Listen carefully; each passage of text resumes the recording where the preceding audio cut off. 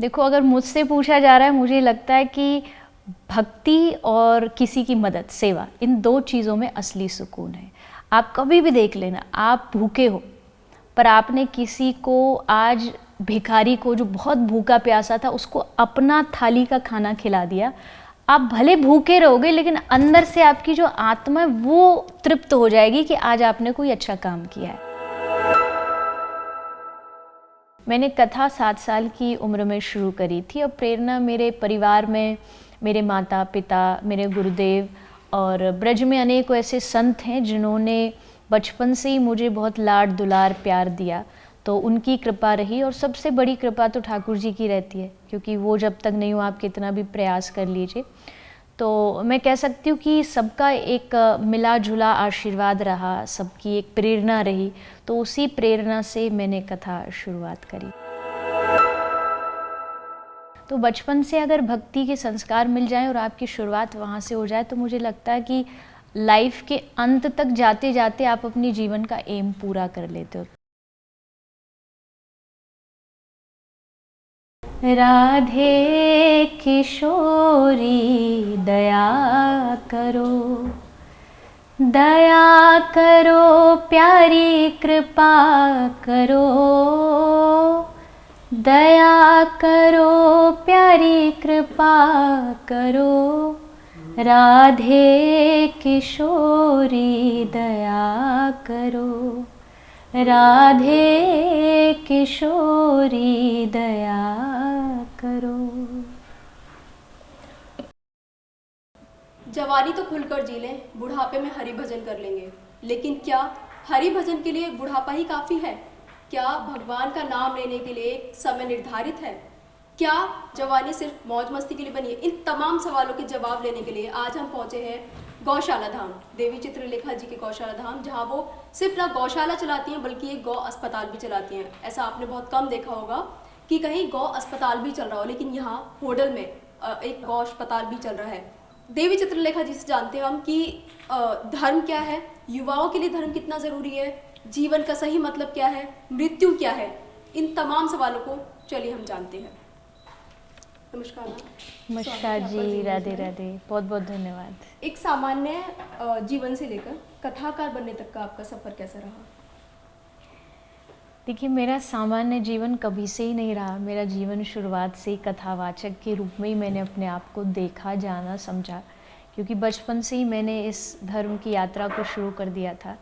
तो मेरी स्मृति, मेरी याद, मेरी मेमोरी में जो कुछ है वो यही है कि मैंने जीवन की शुरुआत ही कथावाचन से की है।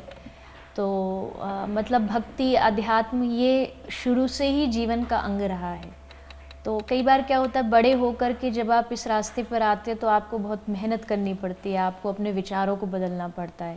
लेकिन भगवान की कृपा रही कि मेरे विचार शुरुआत से ही सोर लग गए और बचपन से ही इस भागवत प्रचार की यात्रा में मैं लगी हुई हूँ। किस उम्र में आपने ये शुरू कर दिया था और कहाँ से आपको अध्यात्म की प्रेरणा मिली थी? मैंने कथा 7 साल की उम्र में शुरू करी थी और प्रेरणा मेरे परिवार में, मेरे माता पिता, मेरे गुरुदेव और ब्रज में अनेकों ऐसे संत हैं जिन्होंने बचपन से ही मुझे बहुत लाड दुलार प्यार दिया, तो उनकी कृपा रही। और सबसे बड़ी कृपा तो ठाकुर जी की रहती है, क्योंकि वो जब तक नहीं हो आप कितना भी प्रयास कर लीजिए। तो मैं कह सकती हूँ कि सबका एक मिला जुला आशीर्वाद रहा, सबकी एक प्रेरणा रही, तो उसी प्रेरणा से मैंने कथा शुरुआत करी। जिस उम्र में आपने कथा शुरू कर दी, उस उम्र में बच्चे खेलते हैं, उनको शायद सही गलत की समझ भी नहीं होती है। क्या आप उस खेल कूद को याद करती हैं आज? मैंने कई बार ये बात कही है, लोगों को लगता है कि कोई रिग्रेट रहा होगा, लेकिन ऐसा कुछ भी नहीं है। हाँ, मैं इतना ज़रूर कहूँगी कि मैंने इस कथा की तरफ जाने के कारण जो एक सामान्य नॉर्मल लाइफ लोग जीते, मैंने वो कभी नहीं जी। ना बचपन में कोई खेलना कूदना, स्कूलिंग में भी बहुत कम ही स्कूल जाना रहा, लेकिन मुझे उसका कोई रिग्रेट नहीं है, क्योंकि मुझे पता है कि मैंने वो भगवान की सेवा में लगाया, अपना बचपन भक्ति में लगाया। जैसा आप अभी कह रहे थे कि लोगों को लगता है भजन भक्ति ये बुढ़ापे का विषय है, पर ऐसा नहीं है। हम मानते हैं कि बचपन जो है वो एक खिला हुआ फूल है, पुष्प है, और जब भी अक्सर हम भगवान के मंदिर जाते तो हम खिला हुआ फूल चढ़ाते, ना कि मुरझाया हुआ। तो बचपन से अगर भक्ति के संस्कार मिल जाएं और आपकी शुरुआत वहाँ से हो जाए, तो मुझे लगता है कि लाइफ के अंत तक जाते जाते आप अपनी जीवन का एम पूरा कर लेते हो। मृत्यु सत्य है, तो जीवन क्या है? जीवन असल में एक प्रोसेस है, प्राप्त करना है अपने उद्देश्य को। उद्देश्य क्या है कि भगवान ने जो जन्म दिया है ये इसलिए दिया है, एक तो उनकी सेवा करो और एक उनकी बनाई गई दुनिया की सेवा करो।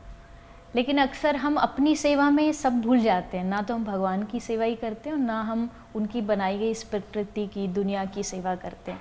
तो मुझे लगता है जो जीवन में सेवा का काम करता है, जो जीवन में किसी के हित का काम करता है, असल में उसी का जीवन जीवन है।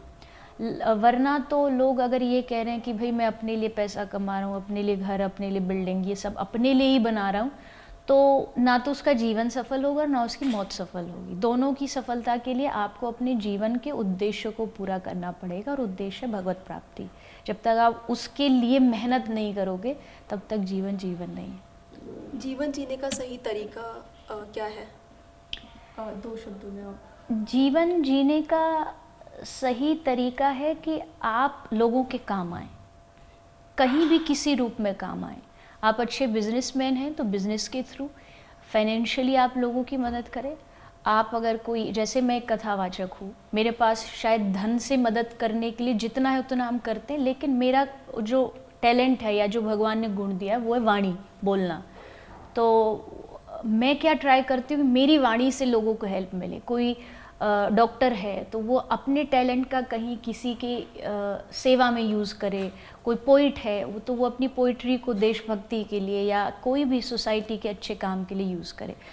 युवाओं के मन में ये अधिकतर सवाल रहता है और युवा कहते भी हैं कि बुढ़ापे में भजन करने, जैसा मैंने शुरुआत में कहा भी, अभी मौज मस्ती में जीवन जी लेते हैं। अगर युवा कोई भक्ति में जाता भी है, कोई माथे पे टीका लगाता है या फिर कोई माला पहनता है तो उसका मजाक बनाते हैं लोग।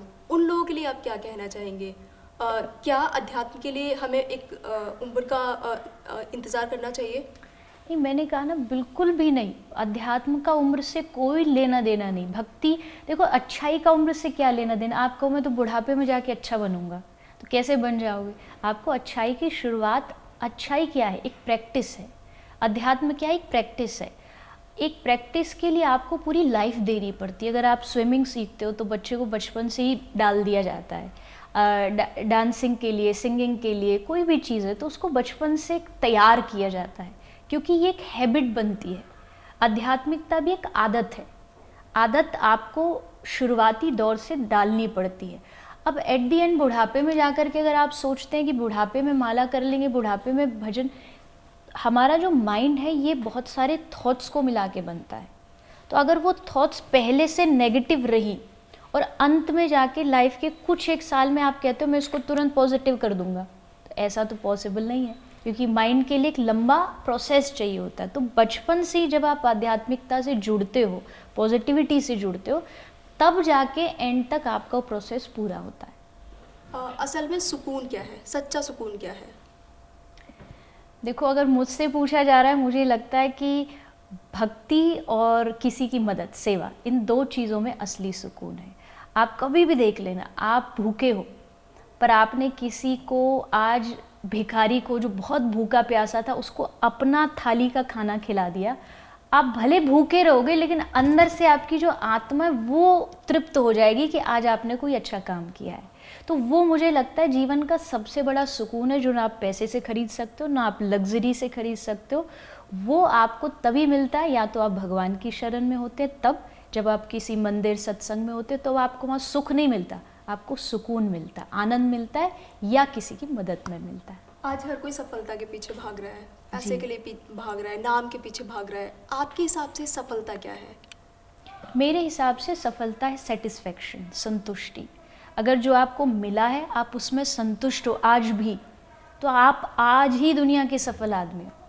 और अगर आप वर्ल्ड के रिचेस्ट आदमी भी बन गए लेकिन आप अंदर से सेटिस्फाइड नहीं हो, तो आप कैसे सफल हो सकते हो? कभी नहीं हो सकते।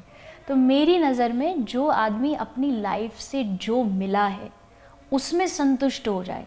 अब इसमें बहुत सारे लोग आर्ग्यूमेंट भी करेंगे कि भाई संकल्प नहीं रखोगे, लंबी सोच नहीं रखोगे तो आगे कैसे बढ़ो, खासकर आज का यूथ। अच्छी सोच रखो, बड़ी सोच रखो, उसको पाने के लिए कोशिश भी करो, मेहनत भी करो। लेकिन अगर वो नहीं भी मिलती है तो उसमें भी ये सोचो कि भगवान ने नहीं दिया है, इसका मतलब इसमें भी मेरा कुछ ना कुछ हित छुपा हुआ है, इसमें कुछ अच्छा है इसलिए भगवान ने मुझे नहीं दिया है। अगर आप इतना समझने लग जाओगे तो आप, भले आपको कोई जानता ना हो, भले आपके पास कोई प्रॉपर्टी ना हो, आप फिर भी सफल हो मेरी नज़र से। आजकल रिश्ते बहुत जल्दी टूट जाते हैं। लोगों के बीच देखा होगा, पति पत्नी के बीच तलाक बहुत जल्दी हो जाते हैं। जी। आपके हिसाब से एक मजबूत रिश्ता, एक अच्छा रिश्ता क्या है? कैसा होना चाहिए एक अच्छा रिश्ता? देखिए, कम्युनिकेशन होना बहुत ज़रूरी है। जब तक आप एक दूसरे से कम्युनिकेट नहीं करेंगे, किसी भी चीज़ को, बातों को बताएंगे नहीं और अपने मन में रखते जाएंगे तो वो चीज़ें बढ़ती चली जाती है। और अब बताने में भी क्या होता है, फिर नेक्स्ट अगला जो स्टेप है वो आता है बताइए और समझिए एक दूसरे को। मिसअंडरस्टैंडिंग आते ही आपका रिश्ता जो है वो ख़त्म हो जाता है। मिसअंडरस्टैंडिंग जो होती है ना, वो आज की भाषा में कहूँ तो इंस्टेंट नूडल की तरह 2 मिनट में आती है और 2 मिनट में सब कुछ ख़त्म कर देती है। आप कभी किसी के बारे में जब गलत सोचते हो ना, तो बैक ऑफ द स्टोरी जानो। उसके शब्द जो उसने कहे, हो सकता है शब्दों में कुछ और हो लेकिन इंटेंशन हो सकता है प्योर हो। तो इंटेंशन क्या है, उस चीज़ को पहले जानने की कोशिश करो।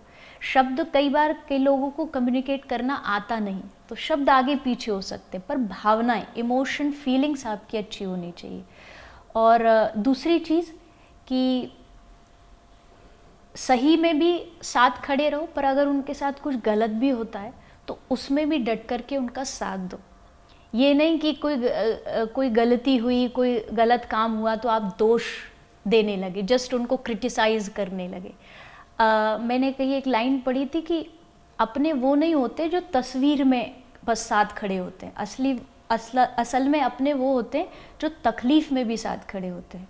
मतलब केवल पिक्चर में कई लोग होते हैं वो साथ, सोशल मीडिया पे बहुत हाँ, शेयर साथ करते हैं। खड़े करने के लिए भाई ये हम अपने, ऐसा नहीं। उनकी जब परिस्थितियाँ ख़राब हो, सिचुएशंस ख़राब हो, उस समय भी उनका साथ दो और समझने की कोशिश करो। अगर आप समझेंगे, ये ठान लेंगे कि नहीं मुझे इस रिश्ते को समय भी देना है, थोड़ी समझ भी देनी है, तो दुनिया का कोई भी रिश्ता हो, जो चाहता है रिश्ते को बचाना वो बचा लेगा, और जिसे तोड़ना है तो उसके लिए तो लाख बहाने हैं। एक इतनी सी बात पे भी तोड़ सकता है, और जिसको बचाना वो इतनी बातों को भी ऐसे ही इग्नोर करके आगे बढ़ेगा। जीवन का सबसे अच्छा रिश्ता प्रेम को बताया गया है। आपके हिसाब से प्रेम क्या है?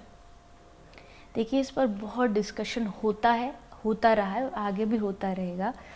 प्रेम की कोई एक लाइन की डेफिनेशन नहीं है, बस इतना समझ लीजिए, जहाँ अपनी कोई डिमांड नहीं होती, अपनी कुछ सुख की मांग नहीं होती, जहाँ मैं मिट जाता है।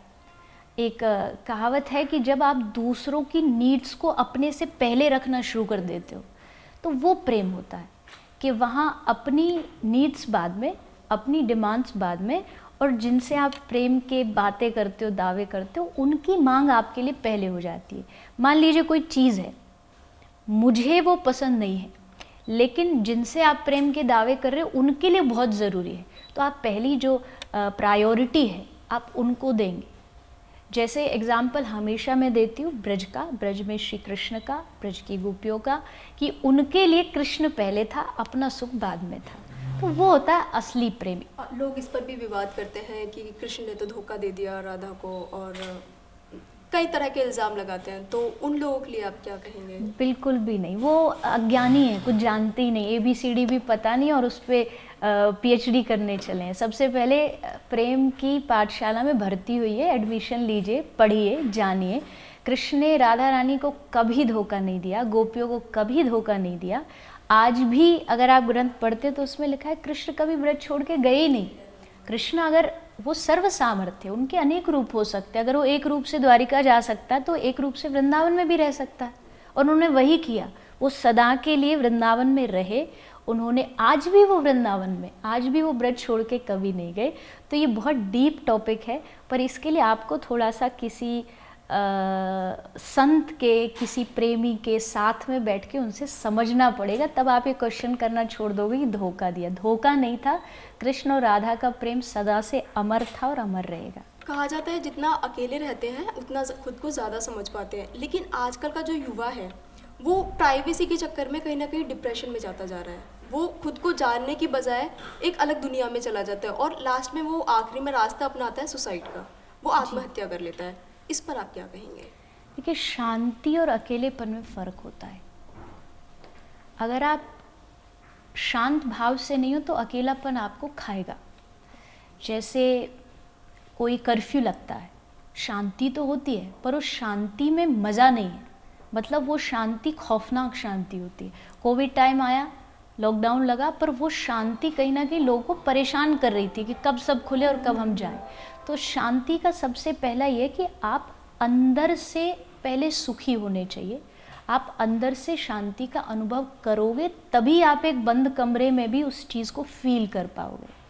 मतलब अकेलापन एक तो होता है कि आपने किसी से बाहर से दूरी बनाई और एक बंद कमरे में आप चले गए और आप बाहर से भी अकेले और आप अंदर से भी अकेले हो। पर अकेलापन ऐसा होना चाहिए कि आप भले अकेले हैं, कोई लोग आपके साथ नहीं, लेकिन आपके अच्छे विचार आपके साथ होने चाहिए। अगर ऐसे अकेलेपन में आप जियोगे तो कभी भी आपके मन में नेगेटिव थॉट्स नहीं आएंगे। कभी भी ये सुसाइड की जो भावना है, ये मन में जो आती है बार बार, छोटे से कोई भी दुख आया, कोई भी परेशानी आई, उसको लेके तुरंत सुसाइड कर लिया। अरे जीवन, मैं तो कहती हूँ भगवान ने इतना अच्छी लाइफ दी है ना सबको, कुछ भी नहीं दिया तो कम से कम सांस तो दी है। इससे बड़ी जो चीज़ भगवान हमको और क्या दे सकता है। तो उसका कभी कभी उसको फील करना चाहिए। कभी अकेले में बैठ कर के इस चीज़ पे कभी बातें करनी चाहिए अपने आप से। मैं अक्सर कहती हूँ आज सबसे बड़ी परेशानी ये है, हम दुनिया में सबसे बातें करते हैं पर अपने आप से नहीं करते। अपने आप से बातें किए हमें सालों बीत जाते हैं, कभी हमने अपने आप से बातें नहीं की होंगी, अपने मन से बातें नहीं की। तो बैठ के उसको समझाना चाहिए। कोई चीज़ कभी लग भी रही है कि भाई ये चीज़ जीवन में कम है, होती है, सबके होती है। मैं हमेशा कहती हूँ कि कंप्लीट लाइफ तो किसी की नहीं है इस दुनिया में। जो बड़े से बड़ा राजा भी पैदा हुआ, उसको भी किसी को बच्चा नहीं है, किसी को बच्चा है तो जो बच्चे वाले हैं वो भी दुखी हैं, जिनके पास नौकरी नहीं है वो भी दुखी हैं, जिनके पास नौकरी है वो इसलिए दुखी है क्योंकि उनको जॉब पे जाना पड़ रहा है, कोई भी खुश। जिनकी शादी नहीं हुई वो दुखी हैं, जिनकी शादी हो गई वो डबल दुखी हैं। तो मतलब ये दुनिया इस तरीके से लोगों ने बना ली है कि सब अच्छी चीज़ों को नेग्लेक्ट कर देते हैं और बस एक बुरी चीज़ को पकड़ पकड़ के बार बार अपने आप को परेशान करते रहते हैं।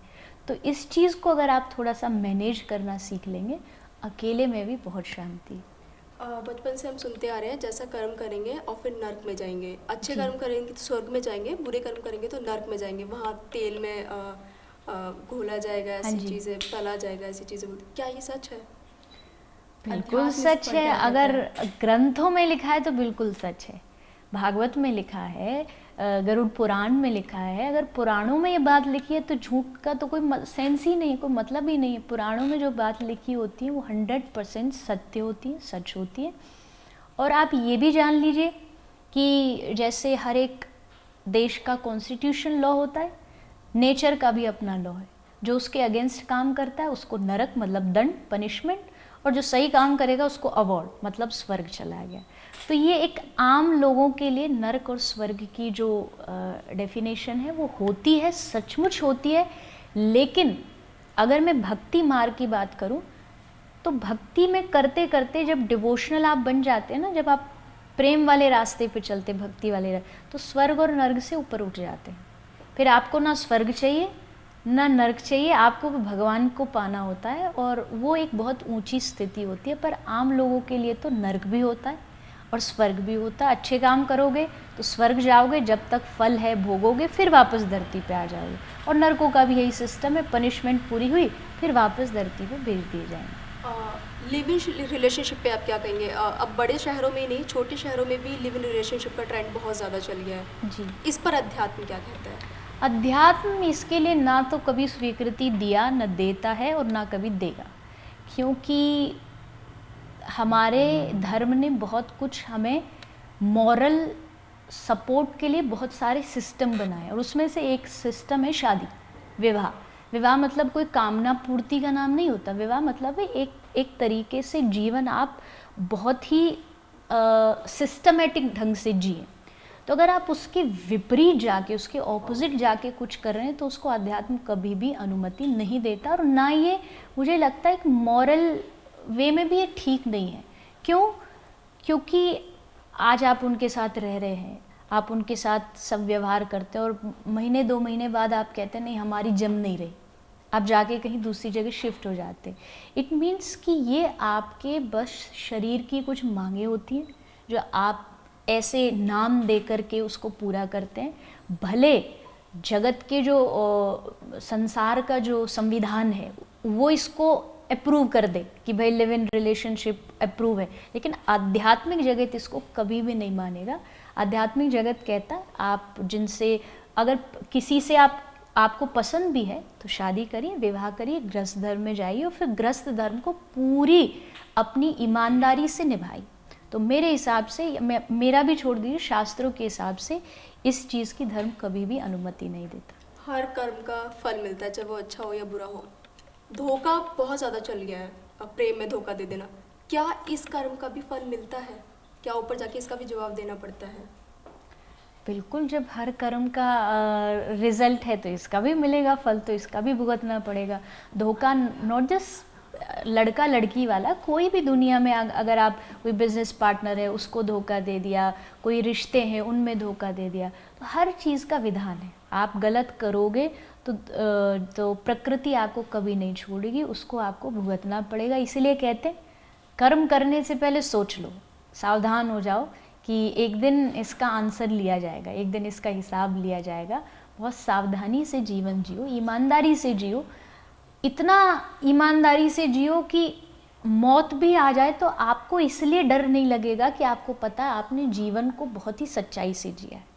मैंने कहीं भी कोशिश ये की है, इंसान है गलतियां हो जाएंगी, लेकिन कहीं भी मैंने जानबूझ करके अवेयरनेस में कोई ऐसी चीज़ नहीं की जिसका हिसाब बाद में जाके मुझे मुंह लटकाना पड़े या जिसका जवाब मेरे पास नहीं हो।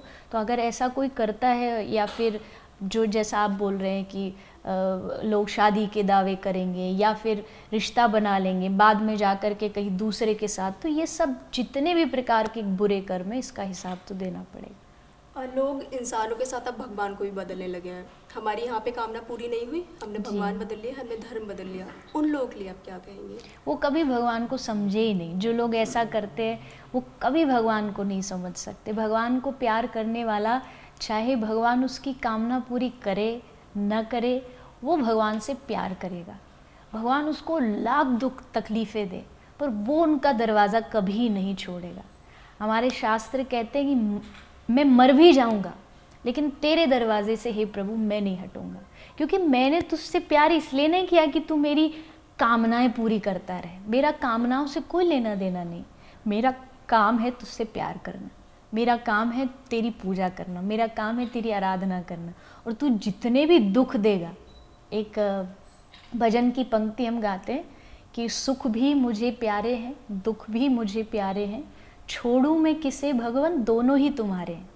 दोनों आप ही ने बनाए हैं, तो मैं भला कैसे किस चीज़ को चूज़ करूं? तो इसके हिसाब से मुझे नहीं लगता जो लोग ये दावे करते हैं कि भाई हम भगवान से प्यार करते हैं लेकिन ये पूरी नहीं कर रहा तो चलो 33 करोड़ देवी देवता यहाँ शिफ्ट हो जाते। नहीं, भगवान को प्यार करने वाला जीवन भर प्यार करेगा, उसे कोई लेना देना नहीं, भगवान इच्छा पूरी करे।